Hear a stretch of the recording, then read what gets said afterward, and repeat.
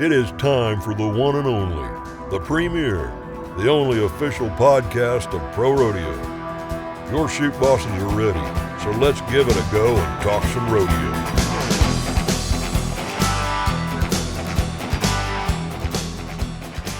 Hello everyone and welcome into another episode of the Chute Bosses, the official podcast of Pro Rodeo. It's Tanner Barr, Tracy Rink, here for another episode, Tracy. And last week we were in Las Vegas, had a chance to go out to NFR Media Day put on by Las Vegas Events. And what a great event that was. You know, it gave us an opportunity to chat with the world champs a little bit and just see how things are going after being crowned and getting that gold buckle. Yeah, it's crazy. It's like 6 months removed, but then we haven't really had an in-depth talk with any of them, you know, outside when they win and we do the year-end edition of the PSN.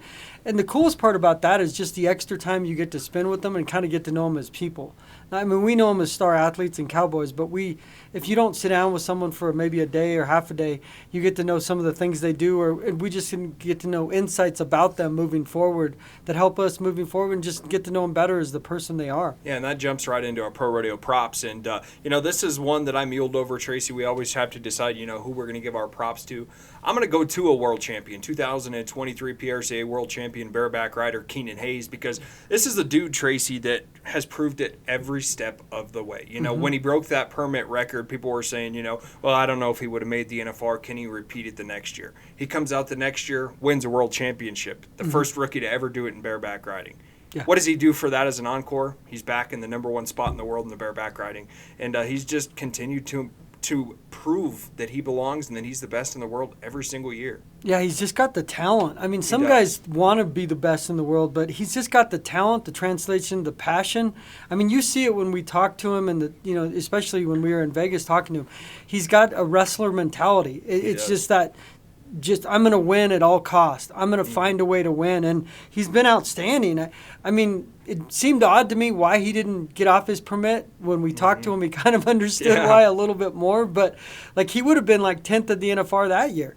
And he probably would have been in top 5. He didn't go to that many rodeos and still won over $100,000 on his permit. Well, as a permit guy, you don't get into all the rodeos. Right, that's what I'm saying. It tells you how well he did on his permit. To win over $100,000 on your permit's pretty insane because you don't go to a lot of the bigger rodeos. And, I mean, he's just right there again. And he won almost $450,000 last year.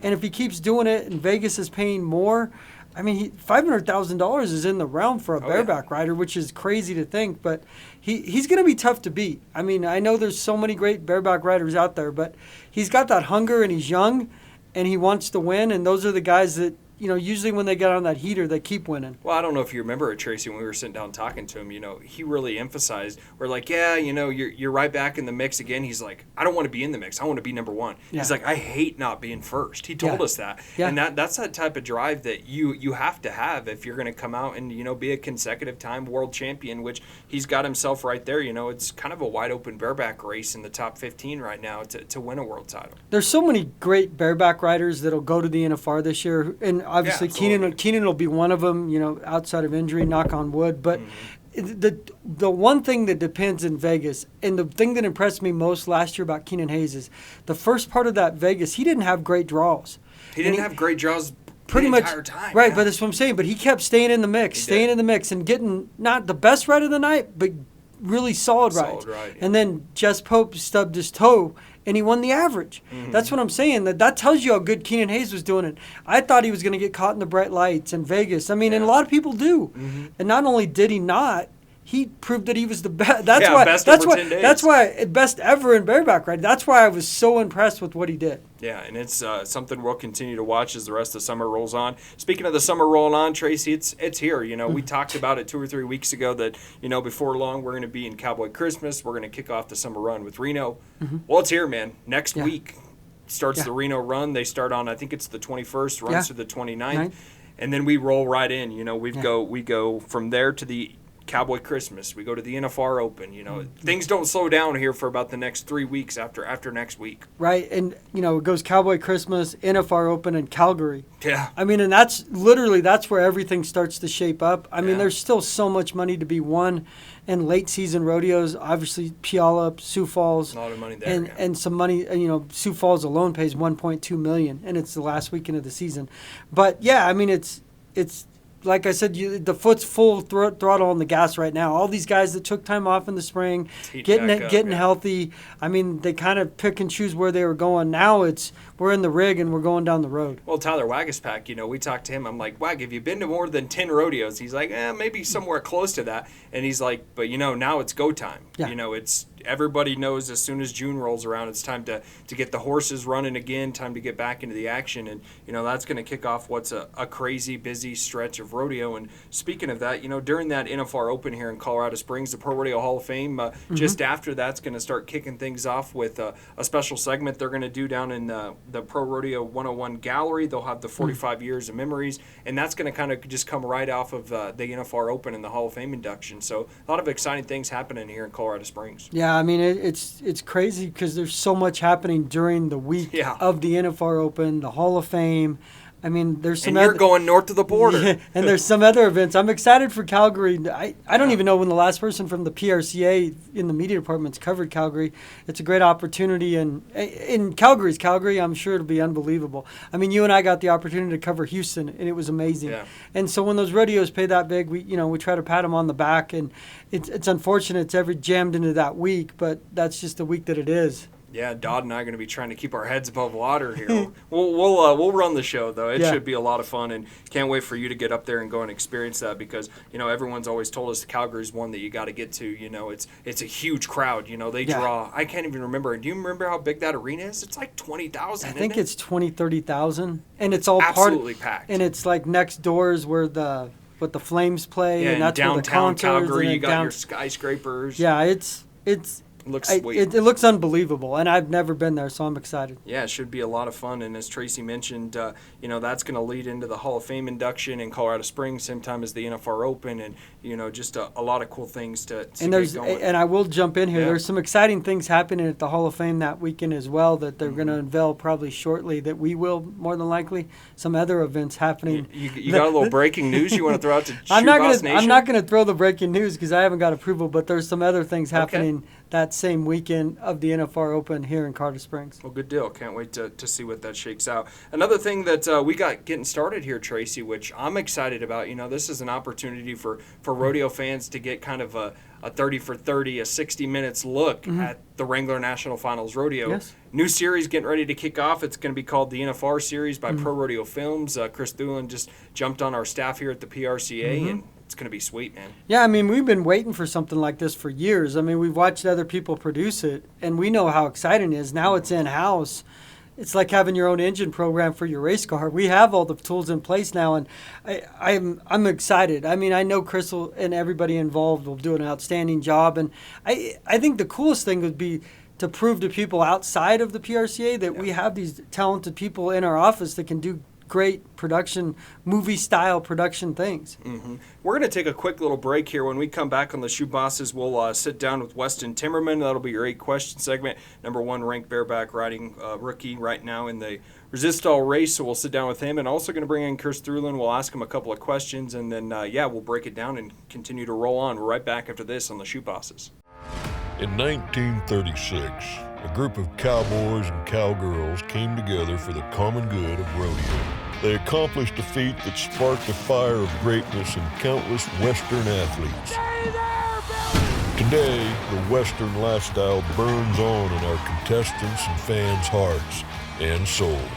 We aim to preserve the cowboy code and keep the Western lifestyle alive. Together as one, we are ProRodeo.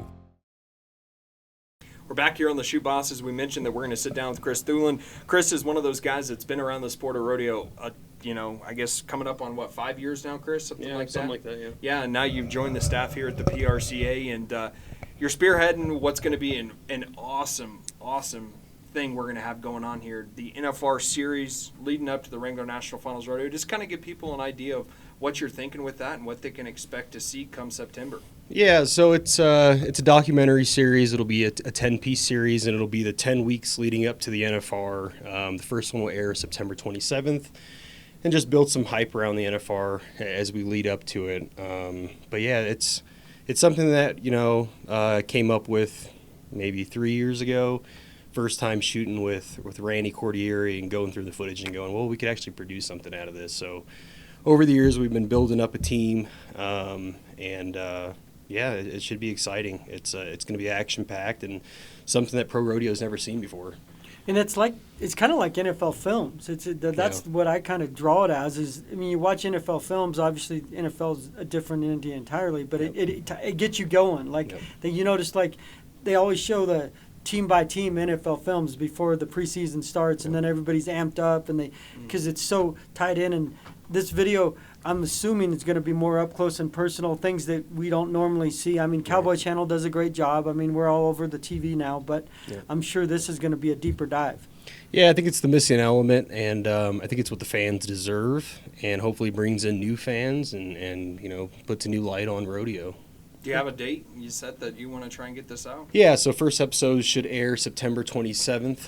Because that's what you're doing it, 10 weeks out, right? Yep. So it's one each week. For every round, though, right? For every round. So it'll recap every round, all the drama.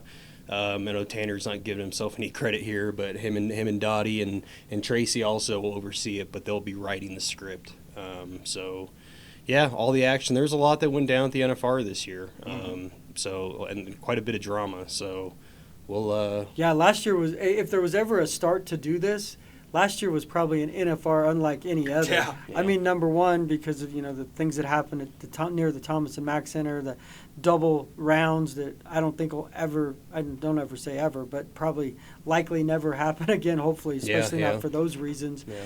What Kai Hamilton did because of the 2 rounds in one day. There's things that happened last year that I don't know that they'll ever happen again. Tyler Wagaspack, another late game drive to win the NFR, coming in third into round 10. Yeah, there's just going to be so many great storylines, and I can't wait to be able to put that out there for fans to check out on our PRCA YouTube page and everything else. How many hours of footage are we trying to sort through here?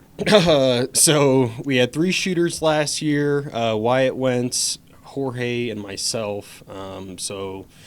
You're talking about 4 hours of content on a timeline. So it's 30 rounds of. That's what I've been doing. I've been cutting through stuff, and no wonder we haven't seen you. Yeah. We brought in another guy, Taylor, another videographer, and he's cutting through all of Wyatt's footage now. So we're staying busy, and we got our work. We got our workload ahead of us. So just keep cranking. No doubt about it. Well, thanks, Chris. Yeah. We appreciate it. I don't know if you want to stay here. We're jump right into our 8 questions segment. Trace, we got to watch this thing. Oh, we got to watch the trailer. Pull out the trailer. We got breaking news here. Let's see what you got, Rosario. Dun, dun, dun, dun, dun, dun, dun, dun. To the 3,000 professional members of the Rodeo Cowboys Association and the millions of rodeo fans around the world, this is the National Finals Rodeo.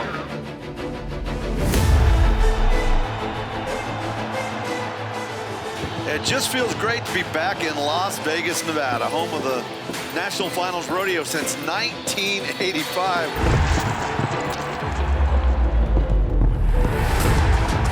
365 days, over 700 rodeos, and 1 million miles traveled all lead to this, the biggest event in Western sports, the Wrangler National Finals Rodeo, where legends are born and history is made. 10 of the toughest days in professional sports. Cowboys and cowgirls leave it all on the dirt in hopes of winning that coveted gold buckle. Relive the biggest moments of each round of the finals like never before. The NFR, premiering exclusively on the PRCA's YouTube channel. But it's so up close and personal. Yeah, and as Chris said, that was going to go out on the PRCA YouTube channel. You can check it out.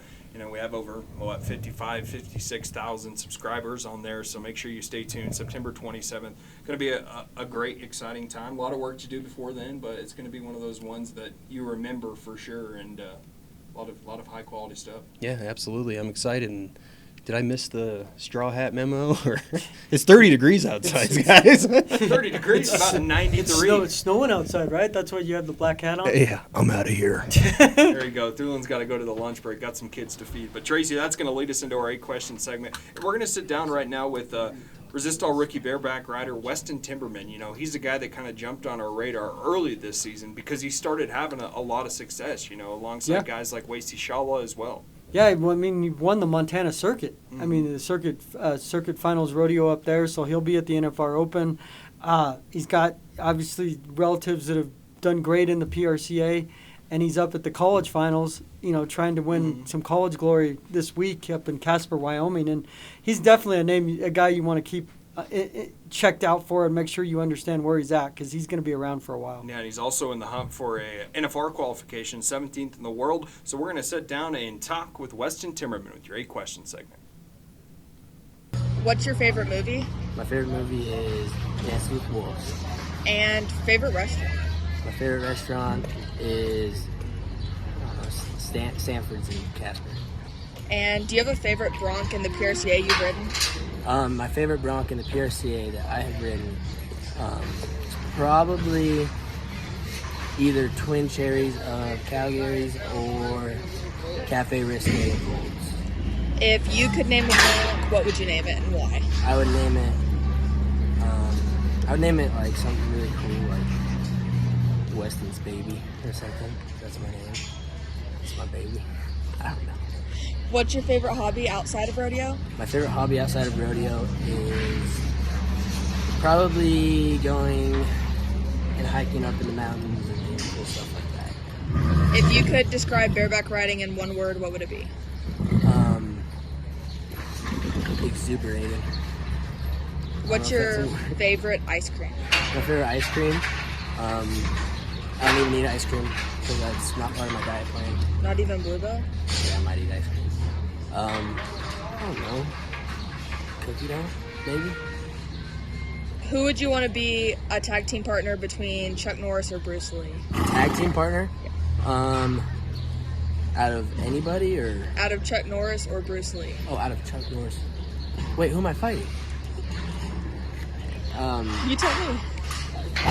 Chuck Norris, because we have similar mustache, facial hair. Farm life means always hoping for the best, but planning for uncertainty. You have to be ready for the next everything, the next dawn, the next season, the next harvest, the next technology, the next challenge, and the next generation. No matter what comes your way, we can help keep you ready for the next.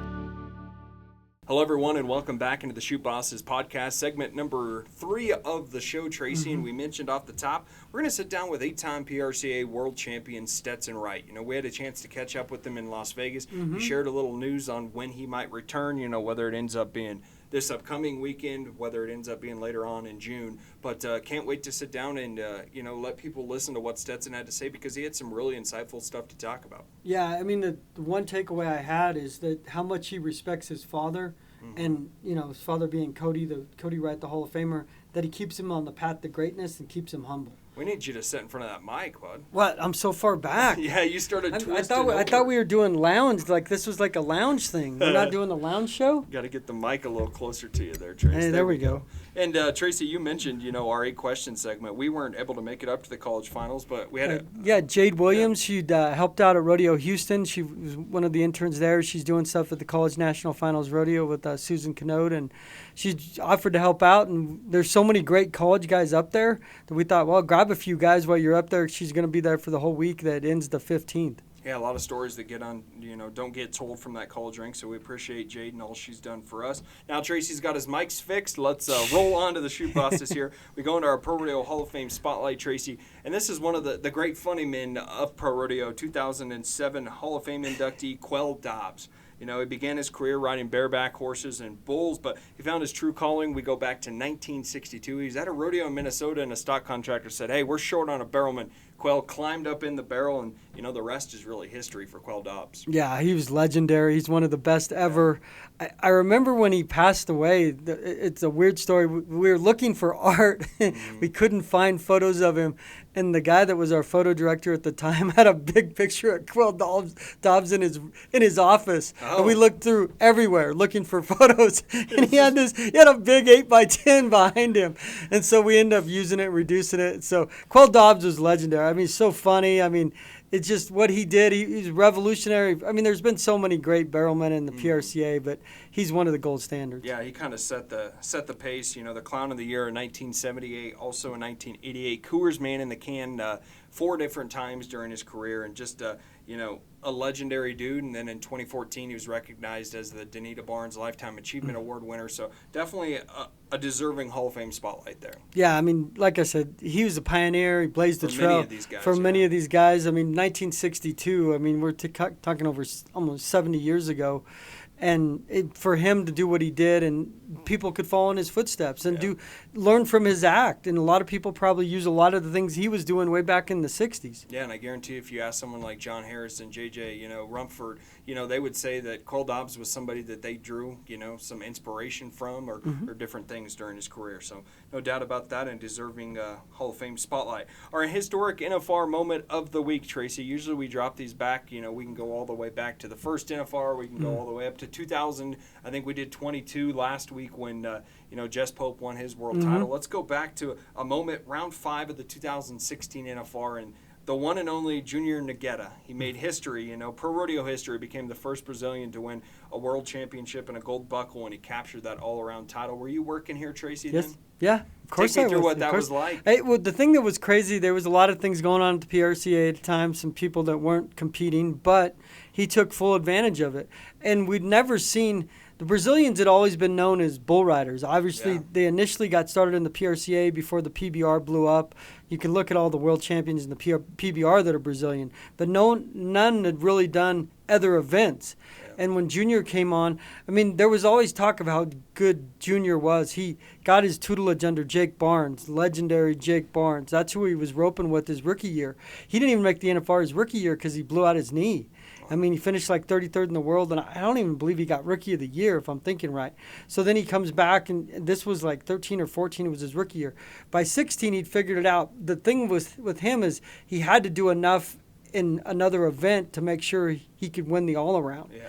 And he did it in right? tie-down roping. He won just enough. You have to win $1,000? $3,000. Or $3,000. I apologize. So he won $3,000. So he had to work at that. It wasn't something he naturally did. Team roping, he was great. He was fantastic, and he won the all-around. I mean, it's a significant moment because, I mean, the next year Marcos Costa won the tie-down roping, and he's from Brazil as well. Stage, but someone had to be the first guy in a timed event from Brazil, to do it, and it was Junior. And the thing about Junior is he's just such a nice guy, such a great roper. I mean, he's won world titles now in team roping. Yeah, him and Caleb went on to win 2 more. Yeah, and he'd been so close for so many years he hadn't won, and he felt bad because he'd won the all-around the 1 year in 16, and they didn't win the team roping, and he seemed like he was finishing second every year. He obviously cured that year as well. So it's an historic moment because a lot of people think that we don't have people from Brazil that did other events besides bull riding, and that's not the case, and Junior proved that as well as Marcos. Yeah, and that round 5 run was one of their good runs there in Las Vegas. They secured the title in round 10 that year in 2016, so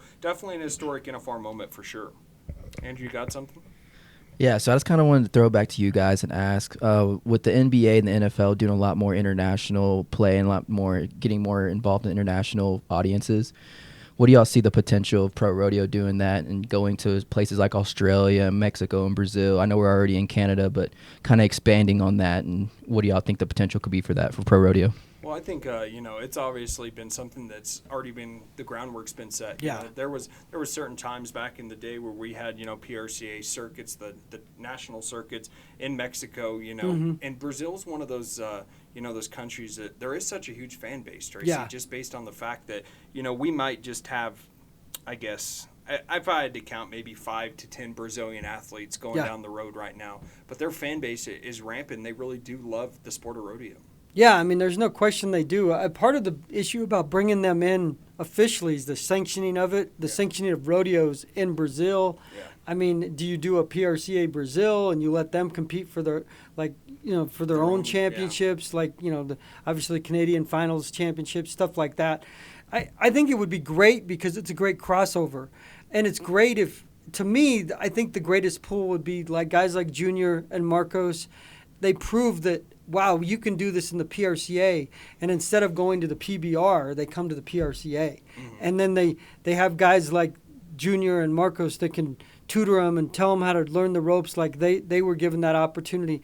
Marcos by Strand Smith and Jake Barnes did it for Junior, and now they can be those guys to young and up-and-coming Brazilians, because those guys are there. Oh, yeah. It's just a matter of the money, the issue of getting from Brazil to the United States. I mean, it worked out for Junior because he was with Jake Barnes in Arizona, and they have a place to stay, and then they have horses. And same thing with Marcos. Strand Smith is legendary world champion that we've had on the Chute Bosses before. He was living with Strand, and Strand showed him the ropes. I mean, you need that type of guy, and maybe that's Junior, maybe that's Marcos, to pull these guys over initially till they start making their own money so they can make a living at the PRCA. I mean, I know it's difficult, but it's harder in timed events because of the horses. Guys that come over in rough stock, it's not easy by any stretch. But if you're a great bull rider, you just need to go to the rodeos and get on bulls. You don't have to have trailers and trucks and horses. That's the biggest thing with the timed event guys. But I think opening that door would be more. And I know we've got bigger plans at the PRCA, some other things that we're doing in the coming months as well to try to tap into those markets. Yeah, and I think it's more about expansion opportunities than it is necessarily. I guess you would say foreign athletes come in to compete in the PRCA. It's about how can we branch out with them and provide them an opportunity to compete on their home soil. Because we mentioned guys like Kai Hamilton and Damian Brennan. They're from Australia, and they say the rodeo scene over there, it's okay. Yeah. It's not great by any means, but they were able to get their start at a certain point. But they would like to take some of these events back to Australia, Right. And it's just trying to figure out how can the PRCA coincide with that, help that out. But also, you said, it's a different country. Right. So you have to find somebody over there willing to spearhead this. But I think it does bring up a good point of how can rodeo expand? Where can we take this in the future? And, what type of market is out there that the PRCA hasn't tapped into yet? Well, it's similar like Hawaii. We've got like Cody Cabral, the flying Hawaiian, who's been at the NFR. Tracy Kalawea. Yeah, and he's doing great, and he's at the college national finals this week. But how do you tap into that market? How do you sanction those rodeos? Because we as the PRCA can only do so much. Someone's got, it's like when Alex Dodd wrote that story about the Colorado Stampede. Yeah. For the Colorado Stampede to come back, we're all for it, but someone's got to take the ball and run with it, and they did, and then all of a sudden it blew up, and I'm sure it's going to get bigger and better. It's who wants to invest in it? There's a lot of time. I mean, as we've said for countless times on the Chute Bosses, the volunteer work that goes into rodeos, the tiniest rodeos, or the Houstons, the San Antonios. Yeah, they have 700 volunteers. I mean, it's just countless volunteer hours to make rodeos successful. It means a lot for the communities, but it also a lot of volunteer work. So you've got to get someone to help you, either A, volunteers, but B, sponsors. B, to people help you fund it financially to make it make sense, whether you're giving back to the community or however you make it work. Yeah, absolutely. So that's a good point he brings up about how can rodeo expand, and we'd love if you want to join in that conversation with us. Jump on our Instagram page, our YouTube page, comment what you think, and maybe we'll pull up some of those comments on how people think it can be done and what steps Pro Rodeo should take going forward. So we'll make sure we check that out. Let's go into our viewer question. This one's going to come from Jonathan on Instagram. Wants to know, who's the best saddle bronc horse of all time? And Tracy, I think this is where things can get subjective because everybody has a different idea of, what horse was the best, who looked the best in the arena, where the scores inflated back in the day. But if we're going to go off pure stats, I mean, it's obvious, Butler Brothers and Survey's Descent. Yeah. That's the 6-time PRCA saddle bronc horse of the year. Yeah, I mean, and that horse was legendary. Yeah. I mean, there's pictures, and if you look back in the NFR stuff, of just launching guys. I mean, the horse was incredible. I mean, you don't win 6 horses of the year without being the best ever. I mean, their Graded Coconut was unbelievable. I mean, that horse was amazing. But Descent, from everything I've watched in old films and everything I've read, that horse just looked like I always say gold standard, but I don't know that there's ever been a horse like that. Yeah, and well, the biggest thing about that, Tracy, is the horse won 4 straight saddle bronc horse of the years, and then you think, okay, maybe here comes a new wave. Yeah. We have that now. We maybe get 1 or 2, Explosive Skies is on a great run itself, but 1 or 2 years, and then there's a little bit of a break, and then new horses come in and take it. But he went from 68 when his last, or 69 when his last one was, but then won it again in 71 and 72. So it just kind of showed the longevity of what Descent was in the sport. It's just incredible to have a horse that good to compete For at that long and at that caliber. Mm-hmm. I mean, you can have horses that have done great things for a long period of time, but eventually they level out, and they're still great horses, but they're not the greatest horse going down the road. You get young horses coming in. Yeah, I mean, this horse was the greatest going down the road for probably a decade. Yeah. He won 6. He's probably the best horse going down the road for a decade. So, like I said, I love going down to the ProRodeo Hall of Fame when I get a chance and looking at those pictures. And, I mean, there's pictures of him bucking that were just, oh, my gosh. Like, it just – I wish those are the ones that you wish you could see in person. Yeah, and then you also throw in horses, you know, if we're talking saddle bronc. Medicine Woman is a great horse. Cool Alley has a lot of the NFR records on that horse, you know. So there's a lot of great options out there, but pure stats, I mean, Descent's probably top of the list for sure. So you speak of viewer questions. I know Chute Boss Nation sent me a question. Yes, I won the 15 and under arm wrestling championship when I was 14. That proves how the medal I had. You look at this muscle right here. And I got inspiration from Over the Top, from Sylvester Stallone. Switched the hat on backwards, and now we go. Now you go where, Tracy? I don't exactly know. And Over the Top might have been one of the worst movies ever by Sylvester Stallone, except for Driven. Driven would drive you out of the movie theater. But anyway. I know on last week's episode you were talking about Buck a little bit. You said you guys were starting to work out together or something? Yeah, if I work out with Buck, that's an embarrassment to Buck, because as little iron as I can pump, I can still push up some heavy metal. I don't know what he's pushing up. He's probably, the 5-pound barbell is probably a challenge for him. We'll see if he can start pushing a little bit more weight. Let's go down to Buck. He's got your Pro Rodeo word of the day. I'm Buck, official correspondent of the Chute Bosses, the official podcast of the PRCA. My word for the day is catch, as in tie-down ropers like to make as many catches as possible, especially at the NFR to stay in the average. When it comes to catch and Buck, I'm part of catch and release at the dance floor. I catch the ladies, and then they release me immediately. Cowboying is in our blood. Cowboying is in our bruises.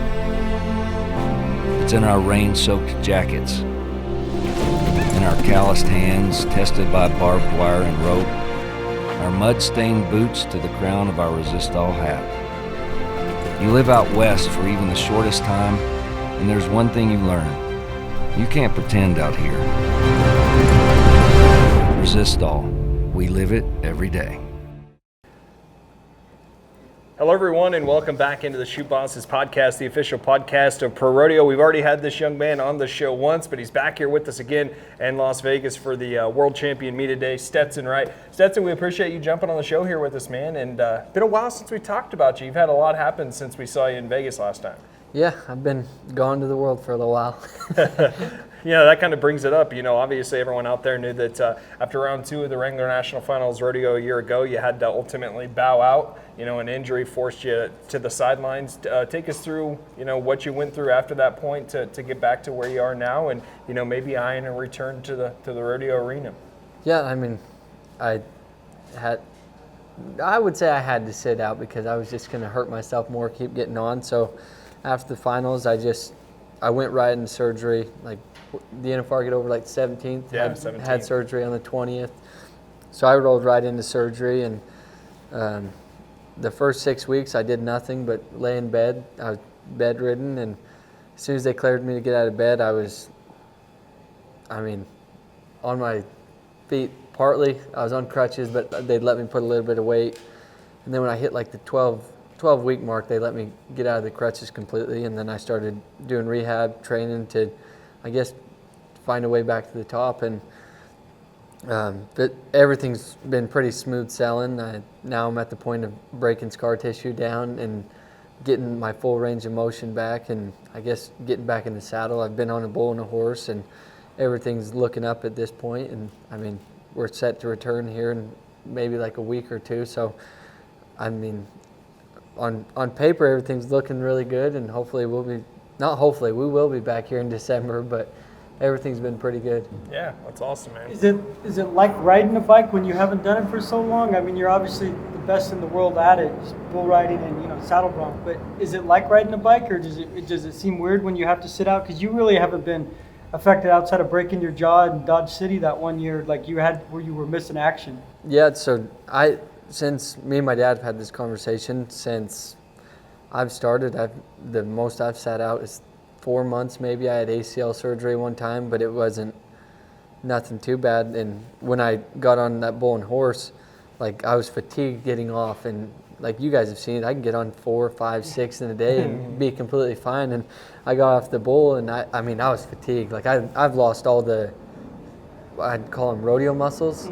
That, I mean, I was in shape doing physical therapy, getting ready. So I was ready as far as much as I could do outside of the arena. But when it comes to not being on in 6, 7 months, your muscles are not there that you use to ride. So as far as me being in rodeo shape, I'm not there yet, but I know it'll only take a minute to knock the edge off that, and I'll make sure that I'm in rodeo shape before I show back up to rodeo, and I'll get on a bunch at the house, but it's getting closer every day. Yeah, let's go back to the Las Vegas a year ago to the NFR.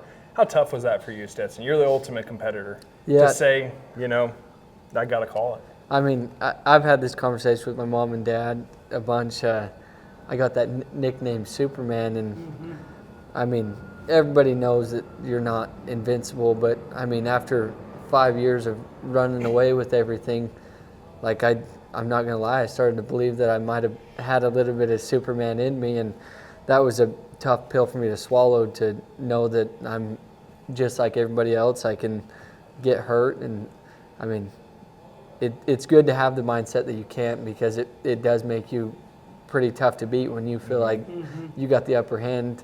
And so that was a tough pill to swallow when round 2 came, and I just knew that the Triple Crown wasn't in the cards that year, and I just watched everything slip away round by round after that. And I mean, it's tough. It was tough, but I mean, I've had such a great start to my career that, like, it was pretty easy for me to stay positive. I was kind of just like, it wasn't my year. Like, there's literally nothing I can do. Wasn't your year, and you still got a gold buckle out of it. Yeah, that's the thing. Like, there was way too much for me to be grateful about. Like, I mean, yeah, I had my days of like, why would this happen to me?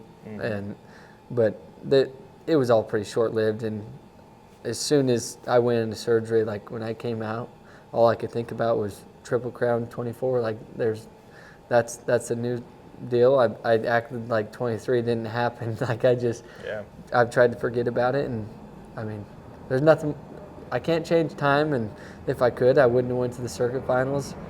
And I mean, there's many things you can change, but that's the great part of life, is it's, you never know what tomorrow brings. And I mean, I'm just having fun, and we're about back to me being able to do what I love, and I'm pretty excited about it. Yeah, no doubt. Sure, and the crazy thing is you won 8 world titles, but you're only 24. Like, everybody thinks you're getting old, man. He's been around for so long, but 24 years old is like people graduating college or right out of college. I mean, but most people are starting their career around this time.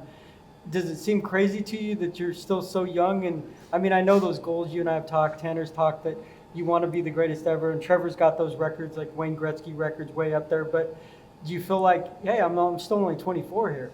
Yeah, and that's the thing, that at age 33, if I take care of myself and stay on track, do exactly what I'm supposed to, I'll only be 33 and I'll break that record of world titles. So, like, realistically, like, even bull riders get to 33, 36. Like, so it's doable. And I mean, that was part of the decision of sitting out, because I could have gritted my teeth and tried to get something rode, but at the end of the day, I wouldn't have had the NFRs that I know that I can have. Like, when I'm healthy, I fully believe nobody can beat me. Like, the only person that can beat me is myself. And I mean, my body shut down, and there was nothing I could do to get it to work again. I called everybody I could to see if, like, there was some way to hypnotize a muscle into making it work.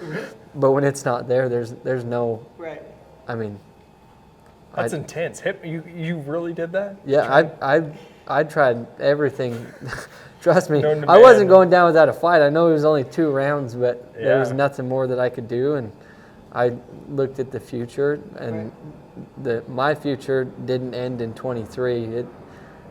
I feel like I got way more left in the tank. Like you said, I'm only 24 years old. There's so much more I could do. I'm far from my prime too, so Yeah. we'll see what's to come.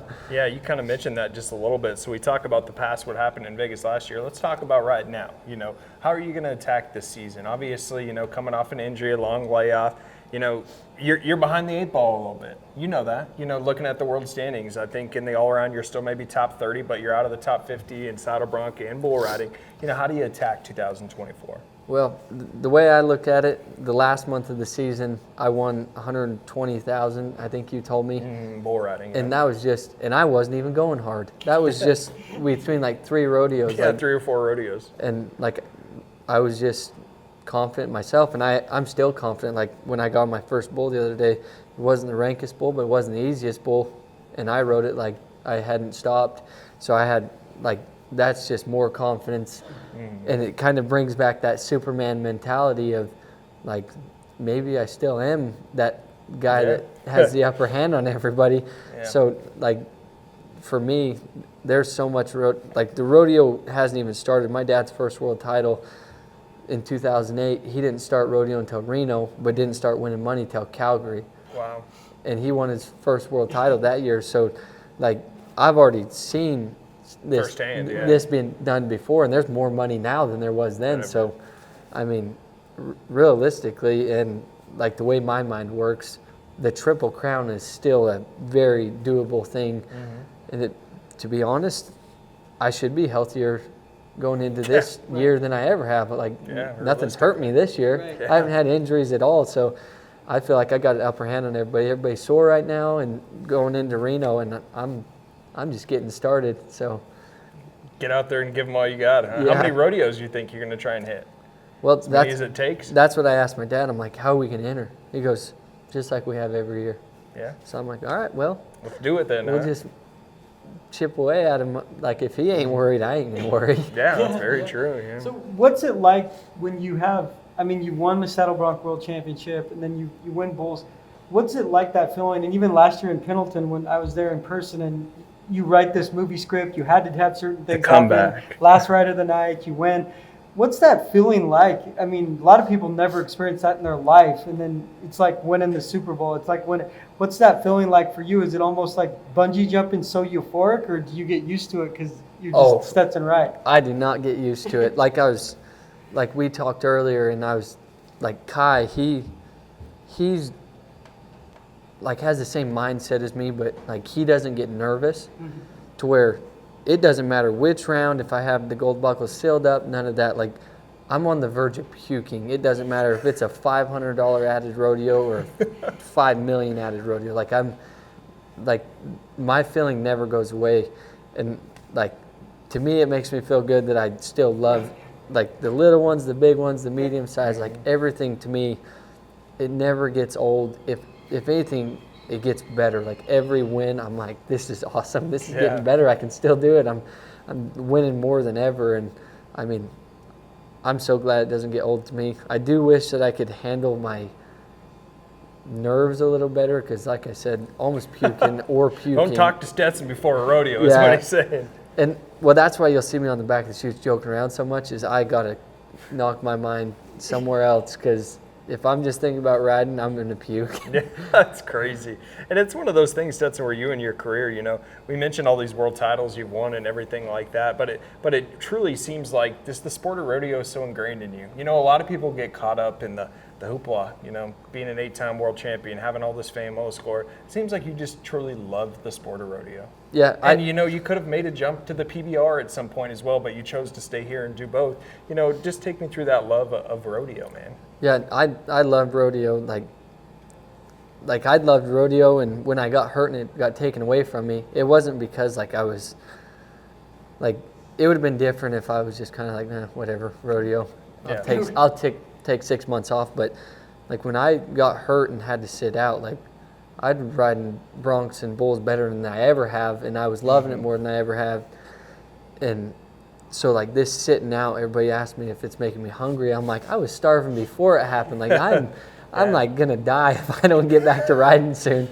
But the world titles and stuff, this is mainly my dad. Like he never changed from when I was little to the way he is now. Like, and he always told us, like, no matter what a gold how many gold buckles you get or won, like it should never change you. Like in 2019, I won my first one, and like I was 20. I think I was 20 years old my first NFR, and I was.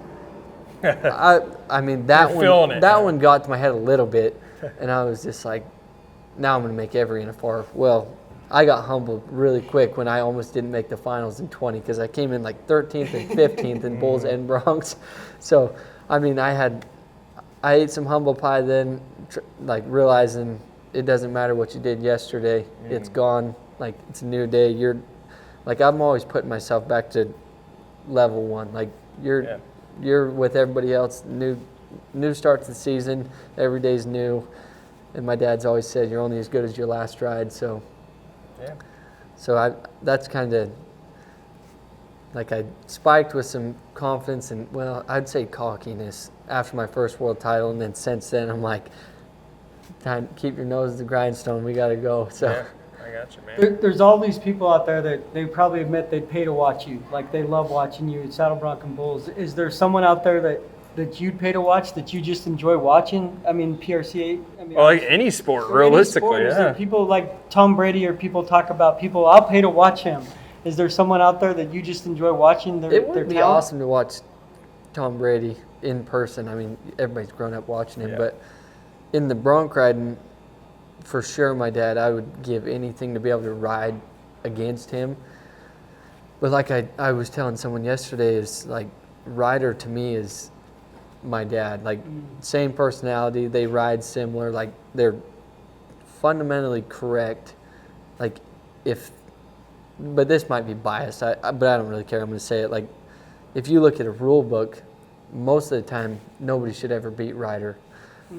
But sometimes, I mean, judges are humans. People's opinions, like the way you see it is how you think it should be. Like, like, but I guess the way I read a rule book, because I'm human too, and it might be wrong, but like Ryder's a perfect bronc rider. Like as far as it's the classic event of rodeo, he's a very calm bronc rider, just like his personality.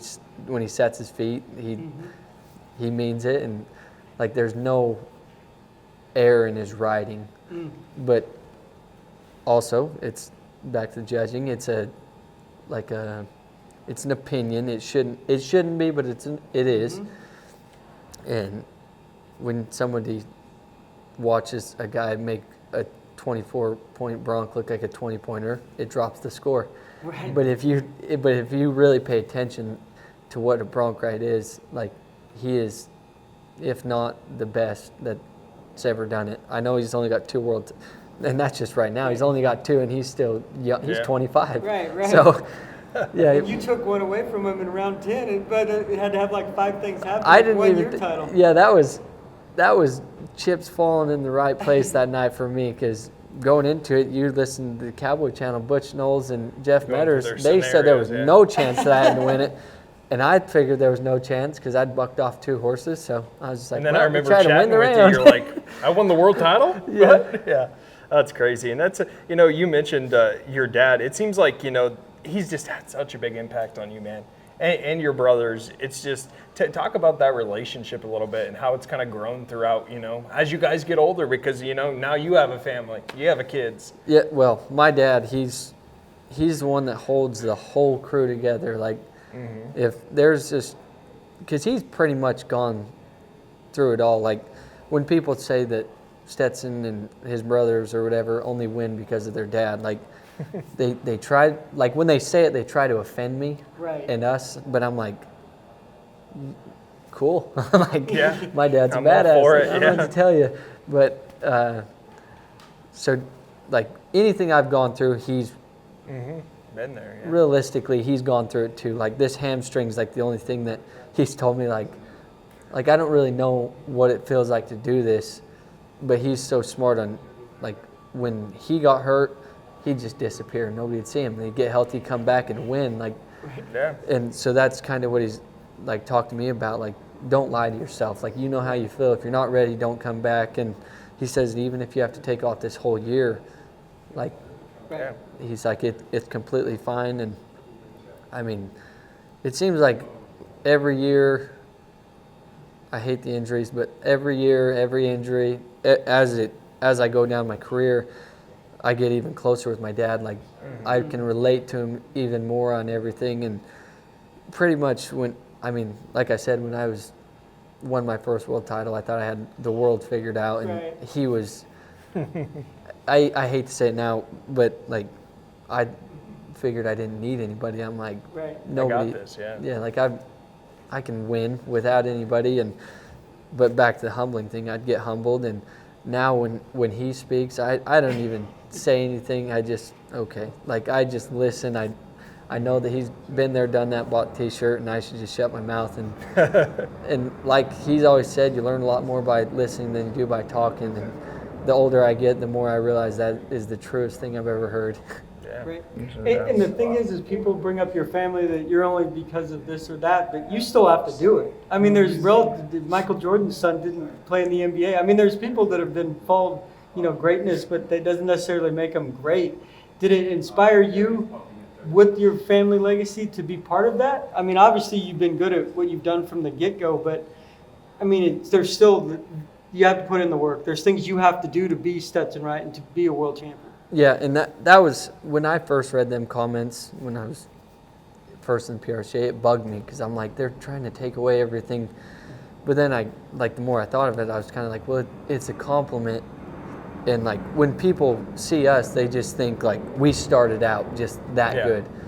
And I'm always like, I said to my dad, I'm like, I wish they could see where we started, like to understand we were just as bad as everybody else. He's like, no. He's like, let them believe that you've just always been that good. I'm like, that's stupid. He goes, well, they think you got made already. Like, who cares? And I'm like, you're right again, but dang it. I just want them to know that, like, I started where everybody else We saw did. that video of the bucking, your brothers trying to rip your arm off. Yeah. And that's where it all started. I mean, we all just loved doing it. And, I mean, right there, that was around at the NFR.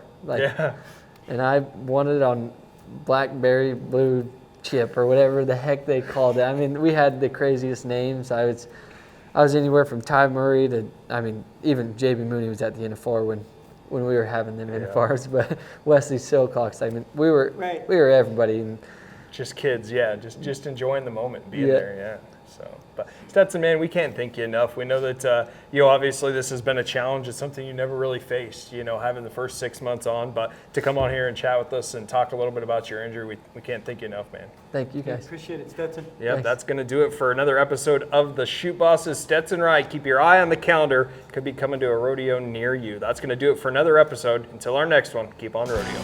He's addicted to danger, ruled by passion and pride. To pain and fear he's no stranger, but his lust needs to be satisfied. Hooked on an 8-second ride.